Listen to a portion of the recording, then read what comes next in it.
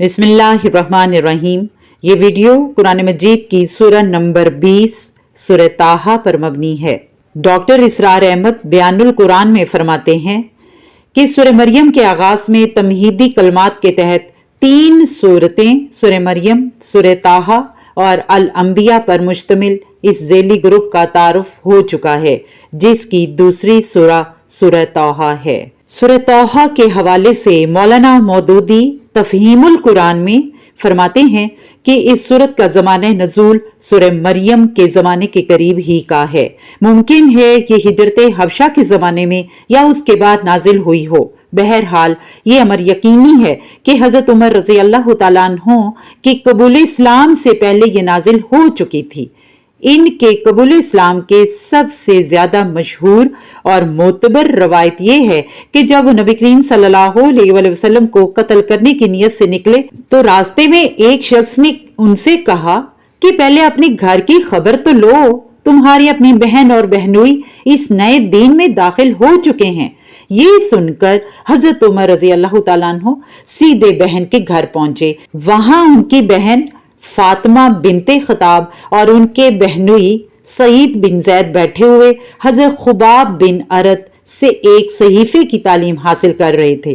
حضرت عمر کے آتے ہی ان کی بہن نے صحیفہ فوراً چھپا لیا، مگر حضرت عمر اس کے پڑھنے کی آواز سن چکے تھے۔ انہوں نے پہلے کچھ پوچھ گچھ کی، اس کے بعد بہنوئی پر برس پڑے اور مارنا شروع کر دیا۔ بہن نے بچانا چاہا تو انہیں بھی مارا، یہاں تک کہ ان کا سر پھٹ گیا۔ آخر کار بہن اور بہنوئی دونوں نے کہا کہ ہاں، ہم مسلمان ہو چکے ہیں، تم سے جو کچھ ہو کر لو۔ حضرت عمر اپنی بہن کا خون بہتے دیکھ کر کچھ پشیمان ہو گئے اور کہنے لگے کہ اچھا، مجھے بھی وہ چیز دکھاؤ جو تم لوگ پاڑ رہے تھے۔ بہن نے پہلے قسم لی کہ وہ اسے پھاڑ نہ دیں گے، پھر کہا کہ تم جب تک غسل نہ کر لو اس پاک صحیفے کو ہاتھ نہیں لگا سکتے۔ حضرت عمر نے غسل کیا اور پھر وہ صحیفہ لے کر پڑھنا شروع کیا۔ اس میں یہی سورہ طٰہٰ لکھی ہوئی تھی۔ پڑھتے پڑھتے یک لخت ان کی زبان سے نکلا، کیا خوب کلام ہے۔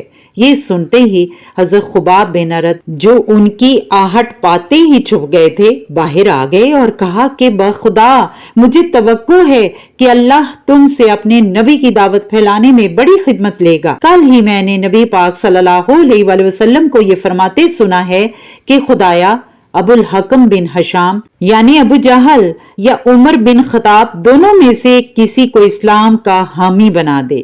پس اے عمر، اللہ کی طرف چلو، اللہ کی طرف چلو۔ اس فکرے نے رہی صحیح کسر پوری کر دی اور اسی وقت حضرت خباب کے ساتھ جا کر حضرت عمر نے نبی کریم صلی اللہ علیہ وآلہ وسلم کی خدمت میں اسلام قبول کر لیا۔ یہ ہجرت حبشہ سے تھوڑی مدت بعد ہی کا قصہ ہے۔ موضوعات اور مباحث۔ سورت کا آغاز اس طرح ہوتا ہے کہ اے محمد صلی اللہ علیہ وآلہ وسلم، یہ قرآن تم پر کچھ اس لیے نازل نہیں کیا گیا کہ خام خواہ بیٹھے بٹھائے تم کو ایک مصیبت میں ڈال دیا جائے۔ تم سے یہ مطالبہ نہیں ہے کہ پتھر کی چٹانوں سے دودھ کی نہر نکالو، نہ ماننے والوں کو منوا کر چھوڑو اور ہٹ دھرم لوگوں کے دلوں میں ایمان پیدا کر کے دکھاؤ۔ یہ تو بس ایک نصیحت اور یاد دہانی ہے تاکہ جس کے دل میں اللہ کا خوف ہو اور جو اس کی پکڑ سے بچنا چاہے وہ سن کر سیدھا ہو جائے۔ یہ مالک زمین و آسمان کا کلام ہے اور خدائی اس کے سوا کسی کی نہیں۔ یہ دونوں حقیقتیں اپنی جگہ اٹل ہیں، خواہ کوئی مانے یا نہ مانے۔ اس تمہید کے بعد یکا یک حضرت موسیٰ کا قصہ چھیڑ دیا گیا۔ بظاہر یہ محض ایک قصے کی شکل میں بیان ہوا ہے، وقت کے حالات کی طرف اس میں کوئی اشارہ تک نہیں ہے، مگر جس ماحول میں یہ قصہ سنایا گیا ہے اس کے حالات سے مل جل کر یہ اہل مکہ سے کچھ اور باتیں کرتا نظر آتا ہے، جو اس کے الفاظ سے نہیں بلکہ اس کے بین السطور سے ادا ہو رہی ہیں۔ ان باتوں کی تشریح سے پہلے یہ بات اچھی طرح سمجھ لیجئے کہ عرب میں کثیر التعداد یہودیوں کی موجودگی اور اہل عرب پر یہودیوں کے علمی و ذہنی تفوق کی وجہ سے نیز روم اور حبش کے حصائی سلطنتوں کے اثر سے بھی عربوں میں بالعموم حضرت عیسیٰ علیہ السلام کو اللہ کا نبی تسلیم کیا جاتا تھا۔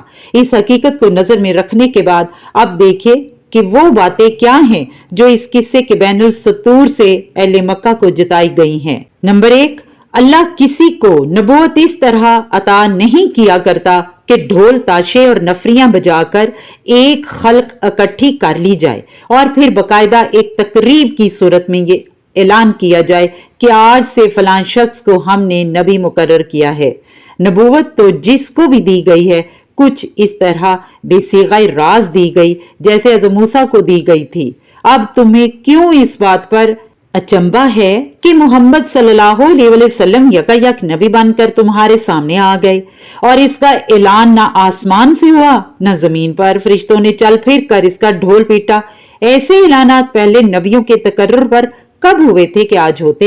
دوسرا، جو بات آج محمد صلی اللہ علیہ وسلم پیش کر رہے ہیں یعنی توحید اور آخرت، ٹھیک وہی بات منصب نبوت پر مقرر کرتے وقت اللہ نے موسیٰ علیہ السلام کو سکھائی تھی۔ تیسرا، پھر جس طرح آج محمد صلی اللہ علیہ وسلم کو بغیر کسی سر و سامان اور لاؤ لشکر کے تنہا قریش کے مقابلے میں دعوت حق کا علم بردار بنا کر کھڑا کر دیا گیا ہے، ٹھیک اسی طرح موسیٰ علیہ السلام بھی یکایک اتنے بڑے کام پر مامور کر دیے گئے تھے کہ جا کر فرعون جیسے جبار بادشاہ کو سرکشی سے باز آنے کی تلقین کریں۔ کوئی لشکر ان کے ساتھ بھی نہیں بھیجا گیا تھا۔ اللہ کے معاملے ایسے ہی عجیب ہیں۔ وہ مدین سے مصر جانے والے ایک مسافر کو راہ چلتے پکڑ کر بلا لیتا ہے اور کہتا ہے کہ جا اور وقت کے سب سے بڑے جابر حکمران سے ٹکرا جا۔ بہت کیا تو اس کی درخواست پر اس کے بھائی کو مددگار کے طور پر دے دیا۔ کوئی فوجی فرہ اور ہاتھی گھوڑے اس کار عظیم کے لیے اس کو نہیں دیے گئے۔ چوتھا یہ کہ جو اعتراضات اور شبہات اور الزامات اور مکر و ظلم کے ہتھ کنڈے اہل مکہ آج محمد صلی اللہ علیہ وسلم کے مقابلے میں استعمال کر رہے ہیں، ان سے بڑھ چڑھ کر وہی سب ہتھیار فرعون نے موسیٰ علیہ السلام کے مقابلے میں استعمال کیے تھے۔ پھر دیکھ لو کہ کس طرح وہ اپنی ساری تدبیروں میں ناکام ہوا اور آخر کار کون غالب آ کر رہا؟ اللہ کا بے سر و سامان نبی یا لاؤ لشکر والا فرعون؟ اس سلسلے میں خود مسلمانوں کو بھی ایک غیر ملفوظ تسلی دی گئی ہے کہ اپنی بے سر و سامانی اور کفار کی کثرت سامان پر نہ جائیں۔ جس کام کے پیچھے اللہ کا ہاتھ ہوتا ہے وہ آخر کار غالب ہی ہو کر رہتا ہے۔ اس کے ساتھ مسلمانوں کے سامنے ساحران مصر کا نمونہ بھی پیش کیا گیا کہ جب حق ان پر منکشف ہو گیا تو وہ بے دھڑک اس پر ایمان لے آئے اور پھر فرعون کے انتقام کا خوف انہیں بال برابر بھی ایمان کی راہ سے نہیں ہٹا سکا۔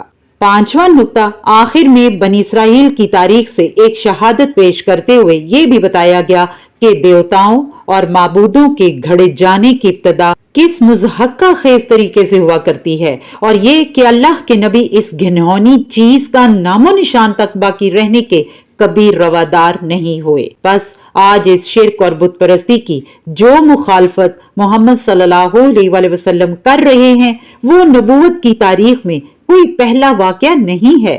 اس طرح قصہ موسیٰ کے پیرائی میں ان تمام معاملات پر روشنی ڈالی گئی ہے جو اس وقت ان کی اور نبی صلی اللہ علیہ وسلم کی باہمی کشمکش سے تعلق رکھتے تھے۔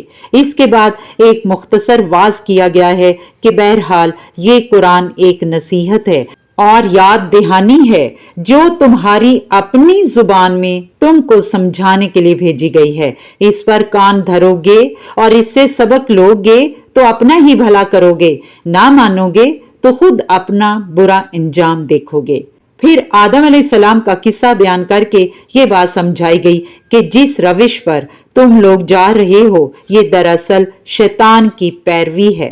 احیاناً شیطان کے بہکاوے میں آ جاتا ہے تو خیر ایک وقتی کمزوری ہے جس سے انسان بمشکل ہی بچ سکتا ہے، مگر آدمی کے لیے صحیح طریقہ کار یہ ہے کہ جب اس پر اس کی غلطی واضح کر دی جائے تو اپنے بابا آدم کی طرح صاف صاف اس کا اعتراف کر لے، توبہ کرے اور پھر اللہ کی بندگی کی طرف پلٹ آئے۔ غلطی اور ہٹ دھرمی کرنا، نصیحت پر نصیحت کیے جانے پر بھی اس سے باز نہ آنا، اپنے پاؤں پر آپ کلہاڑی مارنا ہے جس کا نقصان آدمی کو خود ہی بھگتنا پڑے گا، کسی دوسرے کا کچھ نہیں بگڑے گا۔ آخر میں نبی کرم صلی اللہ علیہ وآلہ وسلم اور مسلمانوں کو سمجھایا گیا ہے کہ ان منکرین حق کے معاملے میں جلدی اور بے صبری نہ کرو۔ اللہ کا قاعدہ یہ ہے کہ وہ کسی قوم کے اس کو کفر کے انکار پر فوراً نہیں پکڑتا بلکہ سنبھلنے کی کافی مہلت دیتا ہے، لہٰذا گھبراؤ نہیں، صبر کے ساتھ ان لوگوں کی زیادتیاں برداشت کرتے چلے جاؤ اور نصیحت کا حق ادا کرتے رہو۔ اس سلسلے میں نماز کی تاکید کی گئی ہے تاکہ اہل ایمان میں صبر، تحمل، قناعت، رضا، بے قضا اور احتساب کی وہ تمام صفات پیدا ہوں جو دعوت حق کی خدمت کے لیے مطلوب ہیں۔ اسی کے ساتھ یہ ویڈیو یہیں اختتام پذیر ہوتی ہے۔ اللہ رب العزت سے دعا ہے کہ اے اللہ تو ہمیں بھی ایمان کا وہ جذبہ، ہمت اور طاقت عطا فرما دے جس کے ذریعے ہم تیرے دین کی سرفرازی پوری دنیا میں کرتے ہوئے نظر آئیں اور خود ہم اس پر عمل کرنے والے ہوں۔ آمین یا ربی۔